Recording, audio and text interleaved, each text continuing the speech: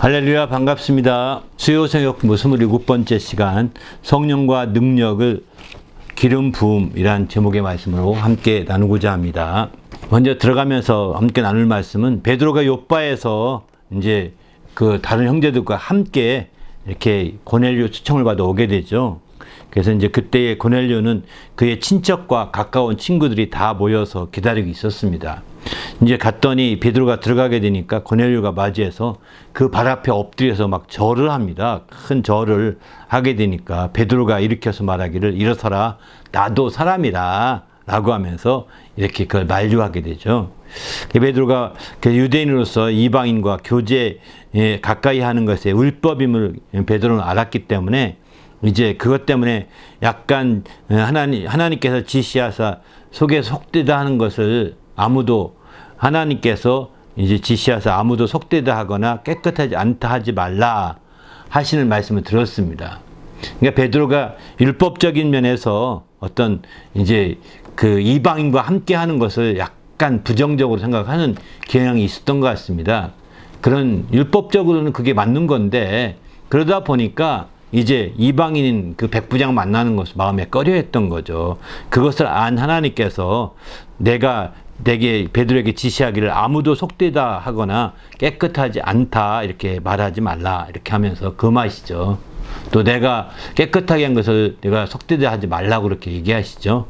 그렇게 해서 그 얘기를 이제 그는 받아들였고 그 마침내 사양하지 않고 왔다고 이렇게 그가 얘기를 합니다.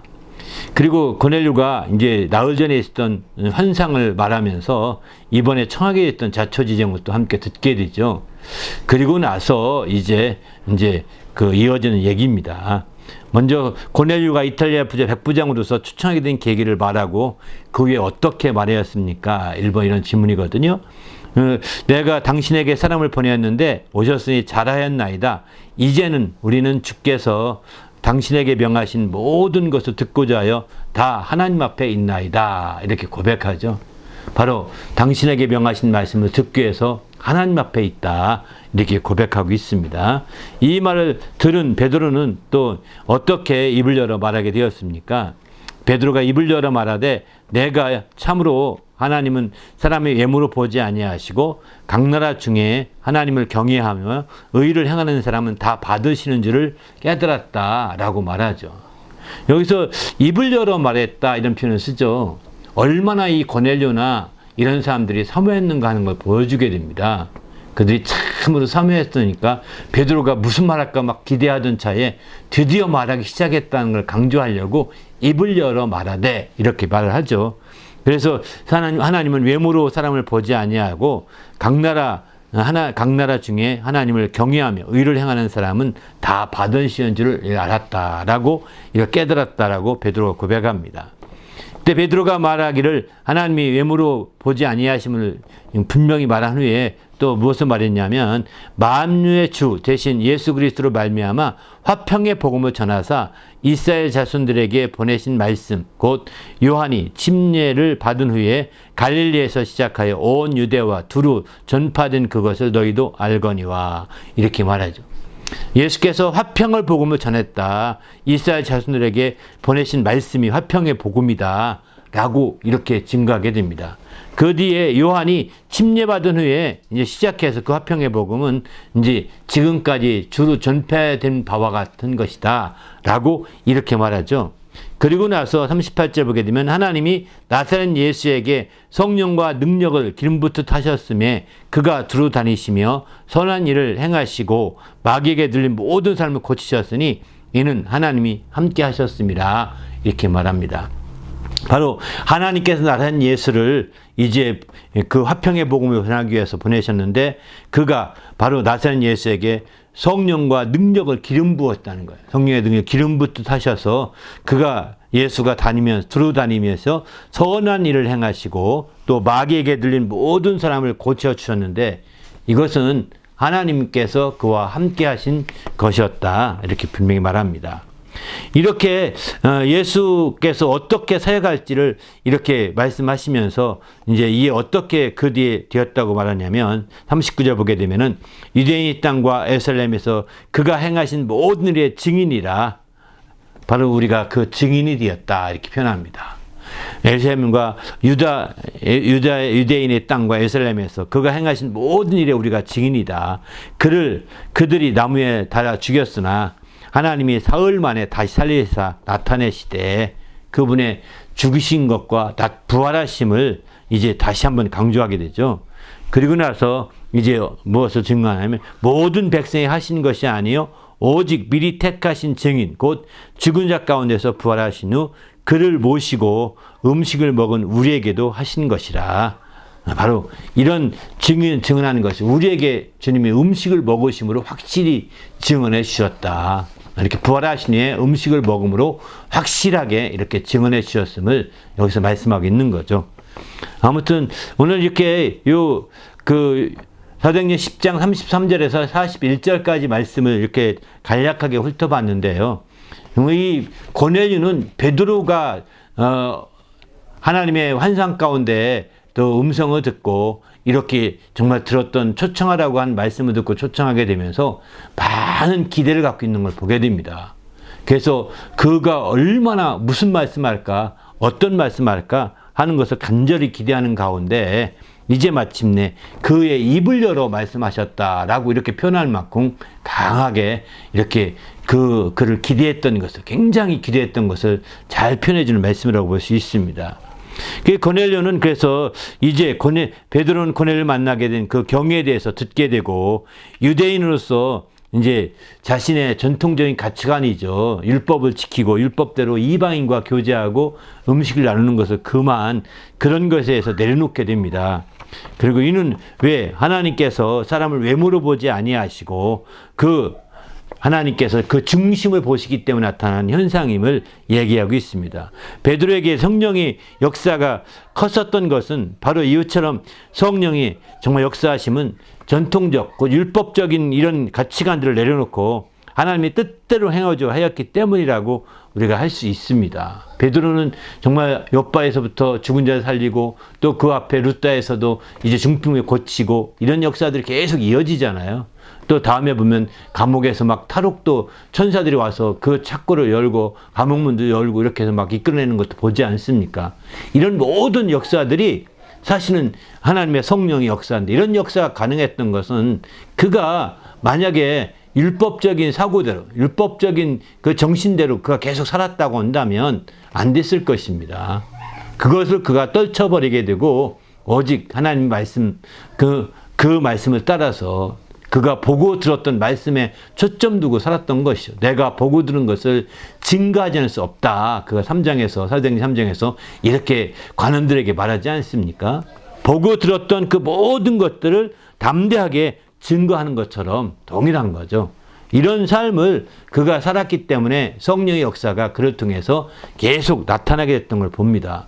예수님도 마찬가지입니다. 예수님도 이제 하나님께서 이제 나사렛 예수에게 성령과 능력을 기름 붓듯 하셔서 그가 선한 일을 행하시며 두루 다니시면서 마귀에게 눌린 자를 다 고치셨다고 하신 것도 이런 놀라운 성령 역사도 이제 그가 율법대로만 했다면 이거 안 될 것입니다. 율법에 말씀하신 바가 있지만 이제 율법을 그가 능히 그 율법을 다시 그들에게 설명하고 또 율법적인 걸 다시 얘기. 그 중에 대표적인 것이 안식일 문제죠. 안식일에 이제 중풍병자 하나 살렸다고 얼마나 많이 안식일을 어겼다고 막 고소하고 막 이럽니까? 그러나 안식일의 인자는 안식일의 주인이다라고 하시면서 너희가 안식일에 소가 우물에 빠졌으면 건져내는 것도 안식일에 허용되지 않았느냐. 이처럼 미물에 소가 빠져도 건져내거늘 하물며 사람을 고치는 게 무슨 안식을 어기는 것이냐.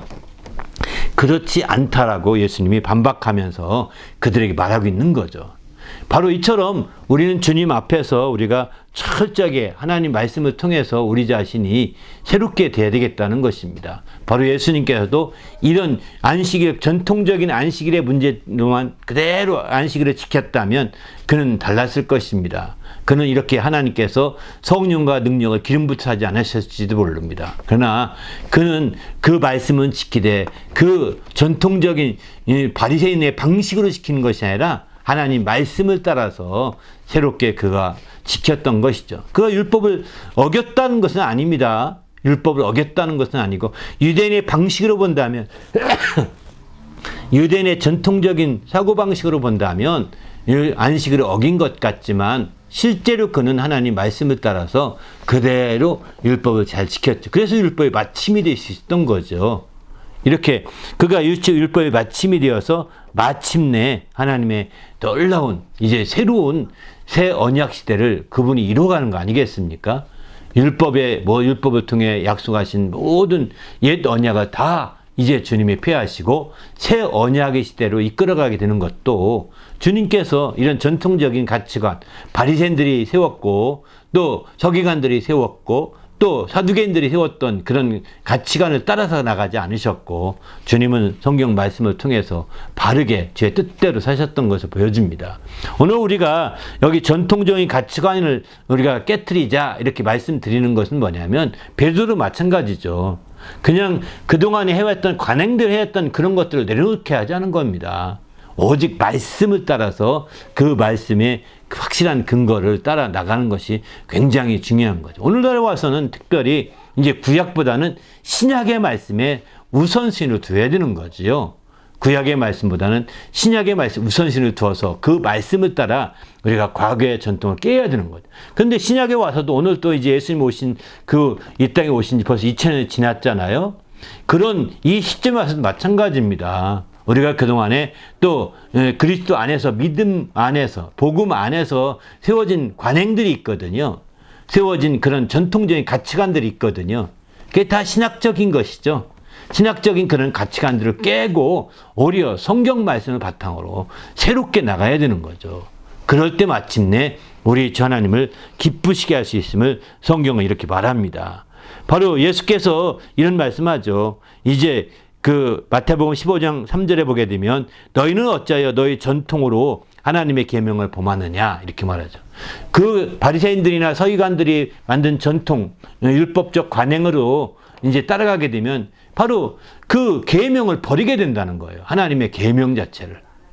그래서 그런 문제로 해서 마가복음 7장에 보면 하나님의 계명을 버리고 사람의 전통을 지키느냐 7장 8절에 이렇게 말하죠. 너희는 전통을 지키려고 하나님의 계명을 잘 버리는도다 이렇게 말하고 있습니다. 또 15장 특별히 마태복음 15장 6절에 보면 그 부모를 공경할 것이 없다 하여 너희 전통으로 말씀을 폐하는도다 이렇게 하나님 말씀을 폐한다고 책망하죠. 다시 말해서 이제 여차하찬 몇 가지 조건을 달아서 이런 경우는 이제 공경할 필요가 없다. 이렇게 이런 전통이 있었나 봅니다. 그런 것으로 인해서 하나님 부모를 공경하라는 말씀을 피하고 있다고 주님은 그 계명을 피하고 있다고 책망하고 있는 겁니다. 그러니까 우리가 환경에 따라서 이렇게 그 상황에 따라서 정해놓은 몇 가지 조건들을 너무 앞세우는 거예요. 말씀보다도. 그 조건은 그때 경우에 어쩔 수밖에 그렇게 세웠지만 그게 중요한 게 아닌 거죠. 처음 주님의 그 말씀의 배경을 우리가 알고 그 말씀을 따라 그 계명과 그 말씀을 폐하면 안 되는 거죠. 그렇게 나가야 되는 겁니다. 잘못하면 우리가 인간이 세운 계명 때문에 인간이 세운 전통 때문에 하나님의 계명과 하나님 말씀을 이제 정말 배격할 수 있다는 거예요. 이래서는 안 되는 거죠. 오늘날 인간이 세운 교리 때문에 하나님이 우리에게 주신 말씀과 하나님이 주신 계명을 또 배격할 수 있는 거죠. 얼마나 많은 사람들이 그러고 있습니까? 자긴 교리 안에서 머무르면서 그게 마치 대단한 것처럼 말하지 않습니까? 그것만 하면 되는 것 같이. 성경은 그것만이 아니거든요. 또 있거든요. 그런 계명과 말씀을 어겨도 되는 것 같이 말하는데 이건 아닙니다. 골로새서 보게 되면 누가 철학과 헛된 소금으로 너희 사서볼까 주의하라. 이것은 너희 사람의 전통과 세상의 초종학문 따름이라 이렇게 표현하죠. 그리스도를 따르는 것이 아니라는 거죠. 바로 전 사람의 전통을 따르고 세상의 초등학문인 세상의 그 학식을 따르게 되면 바로 이와 같이 우리를 이제 그 세상의 철학과 속임수로 우리를 사로잡게 된다는 겁니다. 여기서 벗어나시기를 바랍니다. 바로 그럴 때 성령이 역사하시게 되는 거죠. 바로 베드로도 이런 전통을 벗어났을 때 정말 잠시 생각하고 이렇게 했지만 그러나 주의 말씀을 먼저 따르게 되죠. 이렇게 됐을 때 성령이 놀라운 역사가 있었고 우리 주님께서도 이런 전통, 바리새인의 전통을 버리고 안식일을 지키고 주의 계명을 따라서, 주의 말씀을 따라서 정말 부모를 공경하고 이렇게 살았을 때 정말 주님의 놀라운 성령의 역사가 뒤따르지 않습니까? 이렇게 되신 것처럼 우리도 마찬가지죠. 오늘날도 사람의 전통을 내려놓고 오직 하나님 말씀을 먼저, 하나님의 전통을, 사람의 전통을 깨고 하나님의 말씀을 먼저 따르고 하나님의 계명을 먼저 따르고 하나님의 말씀이 중심에 서게 될 때 성령의 역사가 계속 될 수 있음을 오늘 알 수 있습니다. 우리 모두도 이런 성령의 역사가 계속 될 수 있도록 사람이 만든 전통이나 사람이 만든 그 모든 교리나 사람이 만든 것들을 내려놓을 수 있기를 바랍니다. 그럴 때 마침내 하나님의 역사가 계속 성령으로 말미암아 계속해서 역사해 주셔서 확증해 주시는 거죠. 이런 놀라운 하나님의 확증함이 있기를 예수님의 이름으로 축원합니다. 할렐루야. 오늘 말씀을 통해서 우리가 마지막 때 깨어서 성령 역사가 계속 이어질 수 있는 그런 상황이 될 수 있도록 우리의 전통과 우리 인간적인 것들을 내려놓는 그런 삶이 되게 달라고 간절히 기도하겠습니다.